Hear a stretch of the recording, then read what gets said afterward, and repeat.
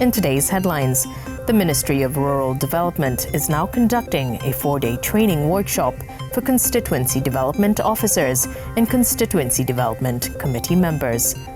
Preparations for the upcoming annual National Trade Fair are now underway.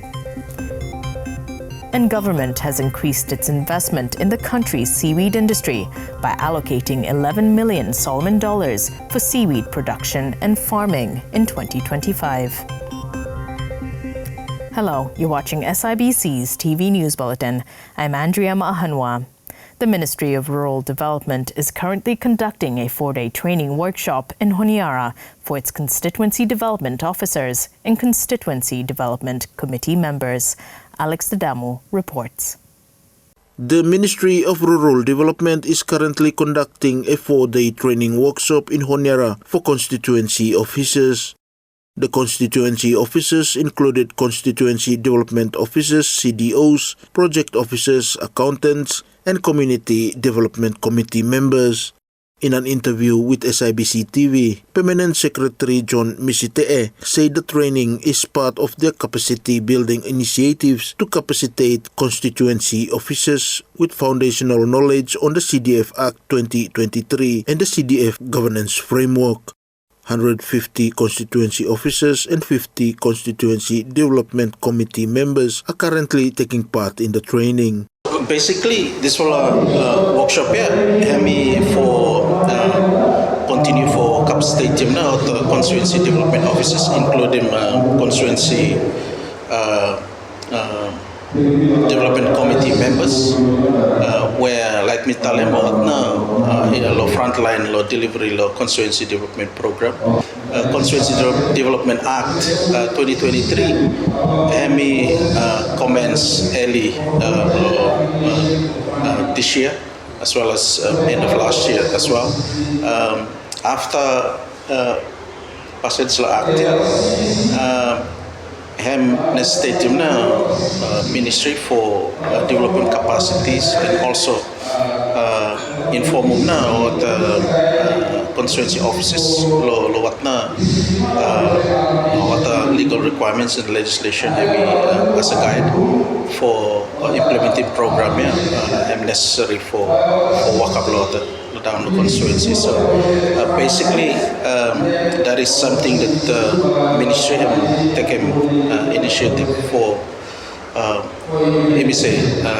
informal constituency offices what now the legal changes and administrative changes that the ministry put in line with those reforms law legislation for ministry. Mr. Misitee said the ministry will continue to work with individual constituency office in the coming months to carry out targeted trainings and civic engagements. Over the period of this year, as part of our program, we will continue to link with him individual constituencies or constituency for doing targeted trainings, and also part of our broader civic education program within communities to have them, connected inside a constituency program blaming the ministry. So it's just one part of it. Individual constituency by guarantee program as and when we are scheduling, going towards majority of them the second half of the year before implementing them. The training will conclude tomorrow, Thursday, May 28. Alex Dadamu for SIBC TV. Preparations for the upcoming annual National Trade Fair are now underway. The week-long event is set to revive the country's popular trade show tradition and will coincide with the National Independence Day celebrations in July. Minister of Commerce, this annual National Trade Show. We used to be trade show before. Now, by me call them Annual National Trade Fair 2025, and it has been very long time since the last one we had. That was in 2014, and this year we plan for Holland Comeback trade show because him being absent for so long and having a trade show him very important for economy Burmese, promoting country Burmese as a whole, since him one for a very big event for the country. The event is a platform for businesses to promote their products and services while also educating citizens about the domestic market. So recently we just signed a service agreement with the Sinu for providing FOPA, which is the old festival grounds, or festival village, Lo Sinu Field, Sinu Festival Village, Lodiana, but trade fair happen. Some will sign, some means some confirm. And now we're just working on launching this program. And now that number 38, we look forward for launching that Osem Vice Chair Talent, that show. And during that time, by me, stalls by me out for public for what's our pay. Come, lo Minister of Commerce, lo mi marketing export promotion division for find out more about that one. Yeah, we like telling too that this 2025 annual show this time very little bit special from others happen finish. Now that in inside of digital age that during the week-long show by him on live on air too, one for official belong fellow Japan, Osaka show this time. One fella member two belum salah lima go preparation yang done finish, so it will be a very international, not domestically but international show too. The annual National Trade Fair will be held under the theme Trade for Transformation, Rebuilding Our Happy Isles. SIBC News understands the Ministry of Commerce has allocated approximately $2 million to host the event. And government has increased its investment in the country's seaweed industry by allocating 11 million Solomon dollars for seaweed production and farming in 2025. Sharon Anau with more. Government has increased its investment in the country's seaweed industry, allocating 11 million Solomon dollars for seaweed production and farming in 2025. Minister of Fisheries and Marine Resources Honourable Bradley Tovusia announced during Parliament's recent meeting. He said government has increased their funding from $7 million in 2024 to $11 million in 2025. Honourable Tovusia added they are looking to increase seaweed production to 10,000 metric tons by the end of this year. As you know, Mr. Speaker, the GNAT government allocated 18 million to increase seaweed production, 7 million in 2024 and 11 million in 2025. This speaks to GNAT's commitment to economic growth and the socio-economic development of our people to the end of April 2025. We have established 1,050 new farms, bringing the total number of seaweed farms to 2,050, and new applications are still being received. 5 million worth of ropes were purchased and shipped to our farmers in the provinces, predominantly Wagina in Choiseul province and Rarumana in the Western province, which host the greatest number of the farms. Total seaweed production reached 3,500 metric tons by the end of 2024, and $19 million was paid to farmers. We aim to reach the 10,000 metric ton mark by the end of 2025 with an estimated value of $50 million.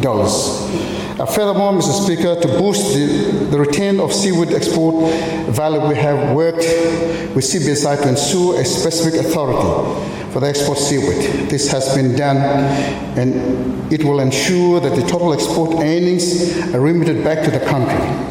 The seaweed industry has seen rapid growth in recent years, with over 2,000 farms now established. Sharon Nanau, SIBC TV. Parliament is currently on special adjournment till July 14th after yesterday's Parliament meeting. Prime Minister Jeremiah Manile, when moving the special adjournment motion, said the adjournment will allow ample time for the Bills and Legislation Committee to conduct its inquiry into the National Building Standards Bill 2025 and the Mineral Resources Bill 2023, which is currently before Parliament. I move that at its adjournment on 27th May 2025, Parliament shall adjourn to Monday, 14th July 2025. The Speaker, this motion is for special adjournment to 14th of July 2025. We have just completed the parliamentary debate and, of course, passed the bill on the special economic zone. So, Mr. Speaker, the purpose of this special adjournment is to give time for the Bills and Legislation Committee to carry out its inquiry into the National Building Standards Bill and the Mineral Resources Bill. I'm sure that the BLC may have their hearing schedule done already. Honourable Manile added the government also intends to finalise and table other critical pieces of legislation, including the Supplementary Appropriation Bill. The government also hopes to table other bills, including a supplementary appropriation bill during this period of special adjournment as well. So, Mr. Speaker, it is obvious that the BLC will be very busy this year. New Hope Academy officially opened a new classroom building yesterday in Honiara. Alex Dadamu with more.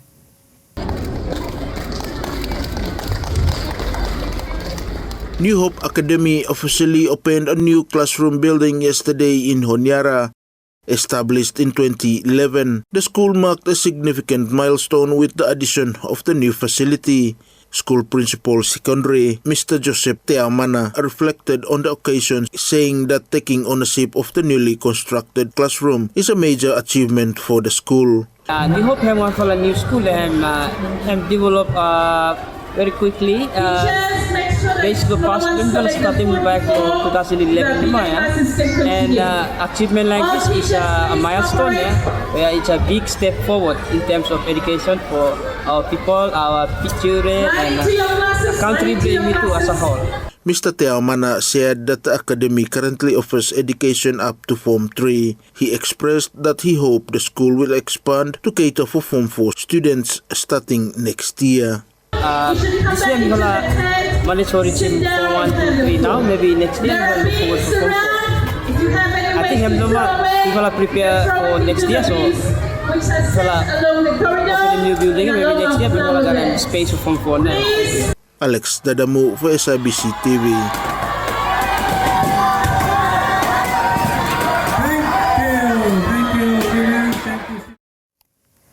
The Ministry of Justice and Legal Affairs, in collaboration with relevant government bodies, including the Ministry of Culture and Tourism, is currently working on reviewing the country's Copyright Act. Simon Tuvake with more on this story. The Ministry of Justice and Legal Affairs, in collaboration with relevant government bodies, including the Ministry of Culture and Tourism, is currently working on reviewing the country's Copyright Act. In an interview with SIBC TV, the Registrar General of the Ministry of Justice and Legal Affairs, Sholto Manebosa, said that while the current Copyright Act is in place, it urgently needs to be reviewed. Mr. Manebosa also confirmed that Cabinet has already endorsed the process to review the country's intellectual property IP laws. Currently, just to give you some update to the review of the Copyright Act, it is not only the Copyright Act, it is quite a holistic approach when we like to came for also deal with them our UK Trademarks Act, our UK Patents Act, and our Copyright Act hem in place, but it's quite old now, so we need to review it and bring it up to speed with the times. So what I can say is that Mifala get endorsement from Cabinet to do reviews of our IP laws. So we are at the beginning stage, I'd say. Staka waka hem need for that in terms of the actual drafting instructions for Golo Attorney General's chambers. Not only that, but the subsequent consultations too for done so that we capture him views everyone. Yeah, time we do amendments to that file act. So yeah. He added that only certain parts of the act will be reviewed, with improvements aimed at making it more user-friendly for its stakeholders. By certain parts, by me sort of amend to bring it up to the current times. Like I said, I'll give you an example. Like for instance, law blaming, law copyrights, and provide for registration and voluntary registration and voluntary. But upon registration, you need to get them a certificate. Yeah. But currently, if you look at the copyright law for specifically, no garebna this will prescribe certificate for imigimi. Just to a simple example. Yeah. So just tweaking or improving on that current law, yeah, so that the whole process efficient, user friendly for stakeholders. Yeah. So it will be an improvement on the current one. The Solomon Islands Copyright Act, passed in 1987 and enforced from the 1st of June 1988, replaced the UK's 1911 Copyright Act. It was last revised in 1996. Simon Tavake for SIBC TV. And now we join Crofton Utakana with the latest in sports. The Oceania Athletics Association, OAA, has awarded Jeffrey Boyer the title of Male Technical Official of the Year during its congress held in Cook Islands last week. President of the Athletics Solomons Association, Michael Kwali, who attended the congress and received the award on Boyer's behalf, officially presented the honor to him yesterday at the Mendana Hotel in the presence of fellow athletics officials. President Kwali congratulated Boyer and expressed gratitude on behalf of the association. First of all, thank you, Federation, for come up and grabbing one for the award lo Oceania, and I think him na you sabi at Jeff na him take him on behalf of Athletics Solomons. Just forgetting we be back no what na lo behind lo this award. Ota OAA, Oceania Athletics, karem mga merits and awards outside presenting lo kata congresses lo kata years. Yeah. So as looking back lo different categories lo Oceania level, lo umpiring, coaching, technical officials, technical managers, you may karem tufal na nominated, one female and one fella male. So one fella male, him not Jeff. Finally, he make him out of two fella other finalists.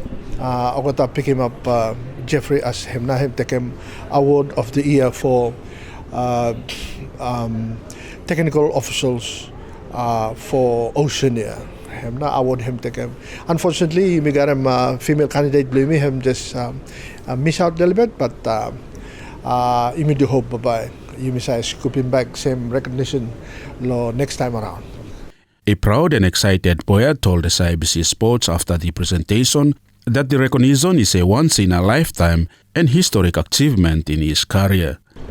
We think him was one for a lifetime award because him blow Oceania, and I think as far as history blow athletics is concerned in terms of technical official, as in memory, I'm not limited anyone have me winning match, so me think him as one for a very historical, remarkable, and one for exciting achievement, where I think by me personal life was one for technical official blow athletics. In fact, me not really aim for winning any award. I'm just a passion, me passionate about athletics, though. Childhood days or secondary life, me play soccer.